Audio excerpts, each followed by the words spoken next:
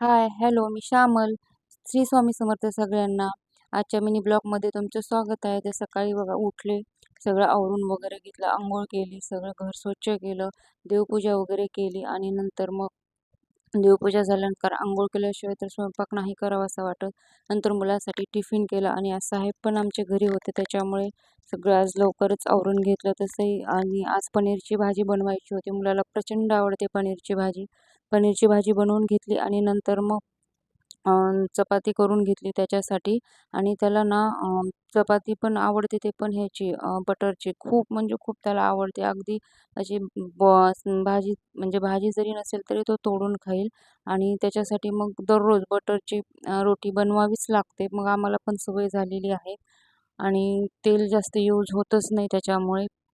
इकडे स्वयंपाक वगैरे करून घेतला. त्याला पण उठवून अंघोळ वगैरे तो करत होता. इकडे जेवायला वगैरे तयार झाल्यानंतर त्यालाही जेवायला दिलं आणि नंतर साहेब घरी असल्यामुळे त्यांचंही ताट बनवलं आणि त्यांनाही जेवायला दिलं.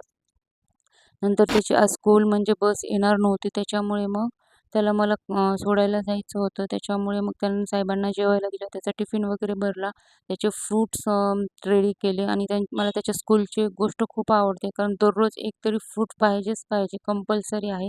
त्याच्यामुळे मुलांना म्हणजे नाही का व्हिटॅमिन वगैरे भेटतात. आणि त्याला मन रेडी वगैरे केलं आणि मग आम्ही गेलो. तर कसा वाटला माझा छोटासा मिनी ब्लॉग नक्की सांगा. चला, श्री स्वामी समर्थ सगळ्यांना.